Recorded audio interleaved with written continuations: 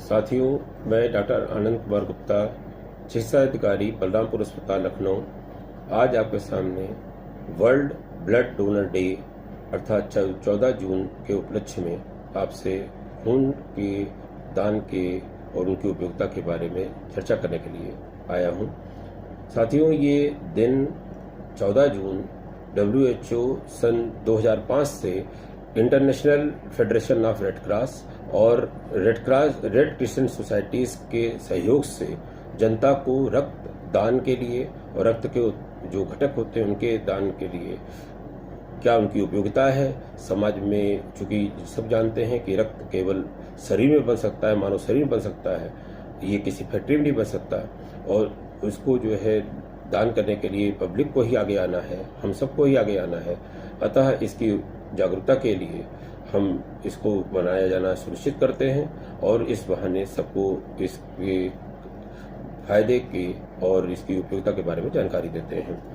इसकी इस वर्ष की जो थीम है वो है सेव ब्लड सेव्स लाइफ, और इस साल का स्लोगन है give blood and make the world healthier place to live, अर्थात हम खून का दान दे करके इस विश्व को सबके लिए स्वास्थ्यकर बना सकते हैं। इस दिन की, इस तारीख की चयन के पीछे कहानी है कि इस के जो मेन मुख्य ब्लड ग्रुप होता है ए बी ओ, जैसा आप लोगों ने पहले भी सुना होगा कि ये ए पॉजिटिव है, ये बी पॉजिटिव है। इस रक्त समूह की खोज मिस्टर कार्ल लैंडस्टीनर ने की थी, जिनका जन्म सन 14 जून सन 1868 को हुआ था। उनके सम्मान में ये तारीख सुनिश्चित की गई। उनको बाद में इस खोज के लिए नोबेल पुरस्कार भी दिया गया। इनके साथियों ने 1902 में कैसलो और स्टर्लिन ने इस ए बी ब्लड ग्रुप की खोज की। इस तरह से 4 मुख्य ब्लड ग्रुप हुए, ए, बी, ओ और ए बी। इस रक्त दान की जो कहानी शुरू होती है उस समय शुरू होती है जब 1628 में सन 1628 में विलियम हार्वे साहब ने पहली बार मानव शरीर में ब्लड सर्कुलेशन सिस्टम की खोज करी, और 1901 में कार्ल लैंडस्टीनर ने एबीओ ब्लड ग्रुप और 1902 में इनके साथियों ने एबी ब्लड ग्रुप की खोज करी। 1907 में पहली बार ये हुआ कि जो सेव ब्लड ट्रांसफ्यूजन के लिए इन ब्लड ग्रुप्स का उपयोग करके लोगों की ट्रांसफ्यूजन रिएक्शन को रोकने की कोशिश करी गई। 1914 में ये पाया गया कि सोडियम साइट्रेट नाम का लिक्विड ब्लड को जमने से रोक सकता है और हम कुछ दिन के लिए उसको रोक सकते हैं। 1932 में फर्स्ट ब्लड बैंक की स्थापना हुई यूके में लेंगार्ड हॉस्पिटल में, और 1939 और 1940 में RH ब्लड ग्रुप की खोज हुई, जो हम लोग पॉजिटिव और नेगेटिव के रूप में जानते हैं। RH पॉजिटिव है, RH नेगेटिव है। ये 2 सिस्टम हम लोगों के सबसे ज़्यादा कॉमन और सबसे ज़्यादा पॉपुलर है, जिसके आधार पर हम लोग आज ब्लड डोनेशन करते हैं और ब्लड चढ़ाते हैं। 1950 में पहली बार प्लास्टिक बैग्स की इम्पोर्टेंस आई कि प्लास्टिक बैग में हम प्लास्टिक की कांच की शीशी के बजाय प्लास्टिक के बैग में अगर हम ब्लड रखते हैं तो ज़्यादा सुरक्षित और ज़्यादा सेफ रहता है, क्योंकि 5 की बोतलें अक्सर फूट जाया करती थी। साथियों, ब्लड एक लिक्विड संयोजित टिश्यू है, लिक्विड कनेक्टिव टिश्यू है जो तरह तरह की सेल्स रखता है। इसमें 2 हिस्से मुख्य रूप से होते हैं। लिक्विड, जिसको प्लाज्मा के रूप में जाते हैं, वो 55% इसका वॉल्यूम बनाता है, और इसके अंदर जो है बाकी सेल्स करीब 45% का हिस्सा बनाती हैं। प्लाज्मा में 90% वाटर और रेस्ट जो है sugar, fat, protein, antibodies, dissolved gases, salt सब होते हैं। इसमें आयंस भी होते हैं, और सेल्स में 3 मुख्य सेल्स होती हैं। RBC रेड ब्लड कॉर्पस्कल्स जो लाल रक्त कणिकाएं कहलाती हैं, WBC व्हाइट ब्लड कॉर्पस्कल्स जो श्वेत रक्त कणिकाएं कहलाती हैं, और प्लेटलेट्स ये 45% हिस्सा बनाती हैं। जब खून जमता है तो क्लॉटिंग फैक्टर जो प्लाज्मा में होते हैं वो फाइब्रिन बनाते हैं, और फाइब्रिन में रक्त गुणकाएं फंस जाती हैं और थक्का बना देती हैं, और एक हल्का पीला सा तरल पदार्थ बाहर आता है जिसको हम लोग सीरम कहते हैं। तो खून जम जाने के बाद plasma minus clotting factor is equal to serum. रक्त का कार्य क्या है, जिसकी इंपॉर्टेंस हमारे शरीर में बहुत ज़्यादा है। रक्त का कार्य है कि पूरे शरीर में ऑक्सीजन और पोषक तत्वों को पूरे शरीर में पहुंचाना और पूरे शरीर से कार्बन डाइऑक्साइड और उत्सर्जित पदार्थों को उत्सर्जकीय अंगों तक पहुंचाना, जैसे किडनी, लिवर तक पहुंचाना, कार्बन डाइऑक्साइड को लंग्स तक पहुंचाना ताकि वो शरीर से बाहर किए जा सकें। पूरे शरीर के तापमान को नियंत्रित करना, शरीर में एसिड बेस के बैलेंस को मेंटेन रखना, एंटीबॉडीज को विभिन्न क्रियाओं इन्फेक्शंस को रोकने के लिए पहुंचाना, ब्लड क्लॉट्स को बना करके खून को बहने से रोकना इत्यादि, हार्मोन्स को भी पूरे शरीर में पहुंचाना। जो ब्लड रिलेटेड डिजीज होती हैं उनको जो मैनेज करते हैं उनको हम लोग हेमेटोलॉजिस्ट भी कहते हैं।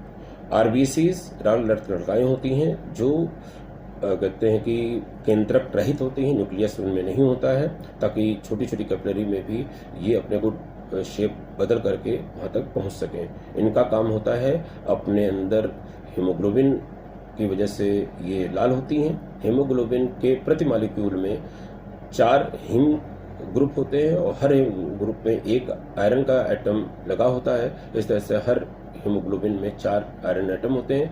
इससे ऑक्सीजन जुड़ती है और उसको ये एक स्थान से दूसरे स्थान तक पहुंचाते हैं, हर सेल्स को पहुंचाते हैं। रेड बोन मैरो में किडनी से निकलने वाले एरिथ्रोपोएटिन हार्मोन की असर से इनका निर्माण होता है और इनकी लगभग आयु 120 दिन की होती है। WBCs ये करीब 4000 से 11000 प्रति क्यूबिक मिलीमीटर होती हैं, जैसा RBC होती है वो 4.5 से 5 मिलियन पर क्यूबिक मिलीमीटर होती है। इसमें मुख्यतः 2 तरह की सेल्स होती हैं, ग्रेनुलोसाइट्स और एग्रेनुलोसाइट्स। ग्रेनुलोसाइट्स में न्यूट्रोफिल्स, बेसोफिल्स और स्नोफिल्स और मास्ट सेल्स 4 तरह की सेल्स आती हैं। एग्रेनुलोसाइट्स में लिम्फोसाइट्स और मोनोसाइट्स आती हैं। मुख्यतः इसके अंदर 2 तरह की सेल्स होती हैं, न्यूट्रोफिल्स मेजॉरिटी में मतलब 55 से 70% और लिम्फोसाइट्स होते हैं 20 से 40%। न्यूट्रोफिल्स जो है इमीडिएट रिस्पांस सेल्स होती हैं, जब भी इन्फेक्शन होता है तो इमीडिएट रिएक्शन करती हैं संक्रमण से बचाने का। उसके बाद टी लिम्फोसाइट्स और बी लिम्फोसाइट्स का रोल आता है। टी लिम्फोसाइट्स ये विभिन्न एंटीबॉडीज को बनाने के लिए बी का भी रेगुलेट करती है और खुद की सेल से भी इन्फेक्शन को कंट्रोल करती है। बी जो है एंटीबॉडीज बना करके हमारे इन्फेक्शन को कंट्रोल करती है। प्लेटलेट्स जो है ये 5 से 9 दिन की इनकी लाइफ होती है। WBC की 13 से 20 दिन की एवरेज लाइफ होती है और इनकी संख्या 1.5 लाख से 4.5 लाख के बीच में होती है। ये वास्तव में सेल्स नहीं हैं, ये सेल्स के फ्रेगमेंट्स होते हैं और ये कोआगुलेशन मतलब खून को थक्का बनाने में मदद करते हैं। और जब इनकी संख्या बढ़ जाती है या इनके फंक्शन डिरेंज होते हैं तो आपने सुना होगा कि हार्ट के पेशेंट्स को हम रक्त को पतला करने वाली दवाई देते हैं, अर्थात प्लेटलेट्स को चिपकने से रोकने वाली दवाई देते हैं। ब्लड ग्रुप जैसा हमने पहले बताया कि A, B, O और RH 2 सिस्टम में होते हैं और बाकी सब जो छोटे ग्रुप्स हैं वो एकेडमिक ज़्यादा है या बहुत रेयर होते हैं। इसे MNS ग्रुप, लेवी ग्रुप, बॉम्बे ब्लड ग्रुप इत्यादि। इसके अंदर होता क्या है, RBC की बाहरी सतह पर ओलिगोसैकेराइड नाम के एंटीजन्स होते हैं और जिस तरह का एंटीजन होता है उस तरह का ब्लड ग्रुप होता है। तो A ओलिगोसैकेराइड रखने वाली RBC के लोग A ग्रुप, B वाले B ग्रुप, जिनमें दोनों होते हैं वो AB, जिसमें कोई एंटीजन नहीं होता है उसको O ब्लड ग्रुप वाला कहते हैं। दूसरा क्या होता है कि जिसमें A एंटीजन होता है, जो A ब्लड ग्रुप वाले होते हैं उनके अंदर B एंटीबॉडी होता है प्लाज्मा में। वहीं पर B ब्लड ग्रुप वालों में A एंटीबॉडी होता है, AB में कोई एंटीबॉडी नहीं होती और O में दोनों एंटीबॉडीज होती हैं। साथियों, एडवांटेज क्या है ब्लड डोनेशन का, क्योंकि सब लोग खून को दान देना में बड़े घबराते हैं। क्यों घबराते हैं, इसको समझ डर को निकालने के लिए पहले समझ लें कि हमारे शरीर में 5 से 6 लीटर खून होता है और हमारे जब डोनेशन हम करते हैं तो मात्र 350 ml ब्लड लिया जाता है और जो बहुत ही नगण्य सा है हमारे इतने बड़े शरीर के मुकाबले में, इसके वॉल्यूम के मुकाबले में। और अगर हम सुरक्षा की दृष्टि से सही तरीका अपना करके दान करते हैं तो किसी को कोई रिस्क नहीं होता। इतने लोग दान करते हैं तभी किसी को कोई जान बचती है। और एडिशनल एडवांटेज क्या है? एडिशनल एडवांटेज है कि हमारे कार्डियोवैस्कुलर मतलब यानी हार्ट संबंधित जो बीमारियां हैं वो कम होती हैं, हमारी कार्डियोवैस्कुलर हेल्थ इंप्रूव करती है, हमारा मोटापा कम चढ़ता है, हमारा ब्लड प्रेशर कम होता है जो रेगुलर दान करते हैं, और हमारे लीवर और पैंक्रियास में डैमेज कम होता है, और ये ब्लड सेल के प्रोडक्शन को स्टिमुलेट करता है, हमारे अंदर नई ताजी कोशिकाएं बनती हैं। एक आदमी सुरक्षित ढंग से 3 महीने के अंतराल पर दे सकता है। अगर वो हर 3 महीने में देता है तो इतने वो एडवांटेज मिलते हैं। हमें क्यों जरूरत पड़ती है कि हम खून दें? किस तरह के मरीजों के लिए खून हमको देना पड़ता है या हम लोग को ब्लड बैंक बनाना पड़ता है? जितनी भी ब्लीडिंग डिसऑर्डर्स हैं, जैसे क्या कहते हैं सिकल सेल एनीमिया है, हीमोफीलिया है, इस तरह की बीमारियों से ग्रस्त थैलेसीमिया है, इस तरह की बीमारियों से ग्रस्त बच्चे, बूढ़े, कैंसर की मरीज हैं, जो क्रॉनिक एनीमिया के पेशेंट हैं, जैसे क्रॉनिक किडनी डिजीज में खून कम हो जाता है, जैसे कहते हैं कि अभी आपने पढ़ा होगा कोरोना में कि प्लाज्मा थेरेपी चल रही है। तो प्लाज्मा थेरेपी में क्या होता है, प्लाज्मा में जो एंटीबॉडीज होते हैं उनको सेग्रीगेट किया, तो उसके लिए ब्लड डोनेशन करना पड़ता है, उसमें एंटीबॉडीज निकालनी पड़ती हैं, प्लेटलेट्स कम हो जाती हैं विभिन्न बीमारियों में, जैसे आपने भी डेंगू में सुना होगा कि प्लेटलेट चढ़ाई जा रही हैं, उसके लिए ब्लड डोनेट करना पड़ता है, प्लेटलेट्स में से निकाली जाती हैं और मरीज को बचाने की कोशिश की जाती है। और बहुत से लोगों में क्लॉटिंग फैक्टर की डिफिशिएंसी हो जाती है। क्लॉटिंग फैक्टर्स कई तरह के होते हैं, विज्ञान के छात्र जानते हैं 13 तरह के होते हैं, और इसमें major factors Willebrand's factor होता है, फैक्टर 8 होता है, और ये सब इम्पॉर्टेंट फैक्टर्स कुछ मरीजों में नहीं बन पाते हैं, तो उनको जो है ब्लड से निकाल करके उनको केवल क्लॉटिंग फैक्टर चढ़ाया जाता है उनकी जान बचाने के लिए। साथियों, कौन कौन दे सकता है ब्लड, अपना डोनेशन कर सकता है? सुरक्षित आयु ग्रुप है 18 से 65 साल, जो 50 किलो का से ज़्यादा का हो, उसकी पल्स रेट नॉर्मल हो, मतलब 80 के आसपास हो, 50 से 100 की रेंज कही जाती है, हेमोग्लोबिन 12.5 ग्राम से ऊपर हो, बीपी टेम्परेचर सब नॉर्मल हो, मतलब कोई एक्टिव इन्फेक्शन ना हो, और पिछले डोनेशन के से कम 3 महीने ओवर हो चुके हों। साथियों, दे कौन नहीं सकता है?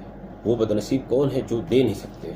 वो हैं जो हार्ट के पेशेंट हो, हाइपरटेंशन के पेशेंट हो, खुद कैंसर के पेशेंट हो, झटके की बीमारी हो, गुर्दे या डायबिटीज़ की बीमारी हो, 6 माह के अंदर उन्होंने कान छिदवाया हो या टैटू बनवाए हों, 1 माह के अंदर किसी कारण से कोई टीकाकरण किया हो, 24 घंटे में दारू पी हो, प्रेग्नेंट लेडीज़ हो या ब्रेस्ट फीडिंग लेडी हो, 1 माह के अंदर कोई मेजर सर्जरी ना हुई हो, मेजर सर्जरी हुई हो वो भी नहीं दे सकते हैं, और पिछले 6 महीने में बच्चा का मिसकैरेज हो गया हो, या कोई एक्टिव इन्फेक्शन हो, जैसे HIV है, हेपेटाइटिस B है, हेपेटाइटिस C है इत्यादि, तो ये लोग नहीं दे सकते, इनको देना भी नहीं चाहिए।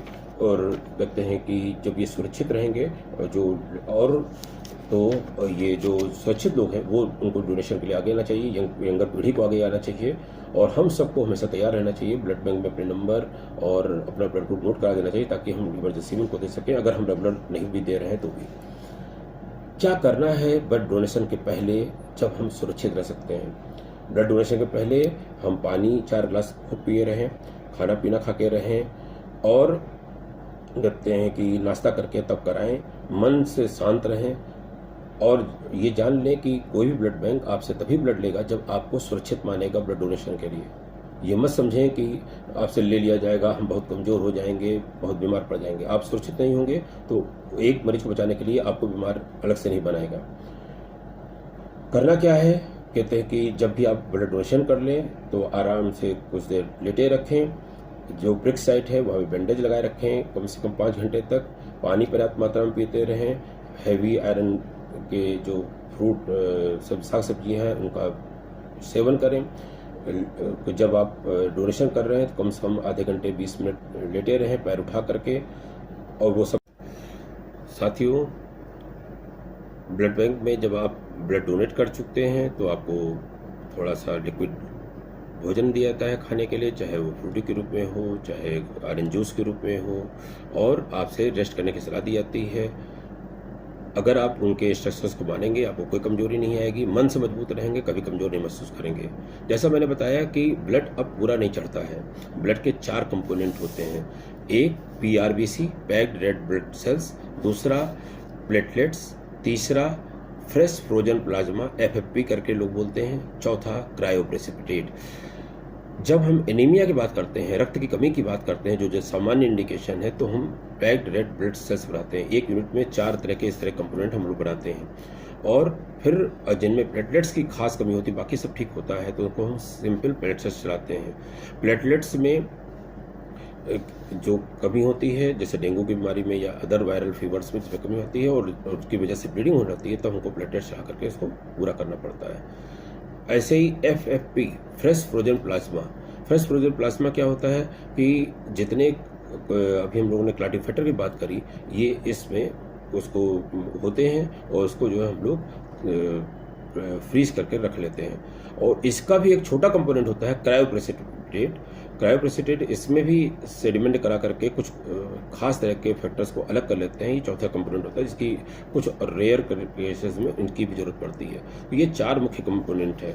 PRBC को 1 से 6 डिग्री सेंटीग्रेड पर रखा जाता है, जो 42 दिन तक प्रिजर्व किया सकता है। 42 दिन के अंदर किसी न किसी पेशेंट को चढ़ा दिया जाता है। साथियों, जो ब्लड हम डोनेट करते हैं वो वही का वही हमारे प्राप्तकर्ता को नहीं चढ़ता है। जो उसी ब्लड ग्रुप का मैच करता हुआ ब्लड ग्रुप का जो ब्लड पहले से स्टोर होता है, उस जो इसमें कम से कम 15 तरह के इन्फेक्शन की टेस्टिंग हो चुकी होती है, सरकार उसको करा देती है। और इसी बहाने डोनर को ये भी पता लगता है कि कम से कम ये 15 टेस्ट नहीं हुए, जैसे hepatitis B, hepatitis C, malaria, syphilis इत्यादि।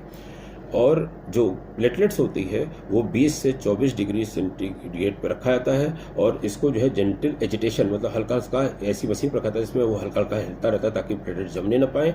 और इसकी 5 दिन की लाइफ होती है और मुश्किल से 15-20 मिनट में इसको चढ़ा दिया जाता है। FFP -36 डिग्री सेंटीग्रेड पर रखा जाता है। 1 साल की इसकी उम्र होती है और एक बार इसको जमा करके जब हम पिघला देते हैं, थाइंग कहलाता है, और उसके बाद फिर इसको दोबारा जमाया नहीं जा सकता।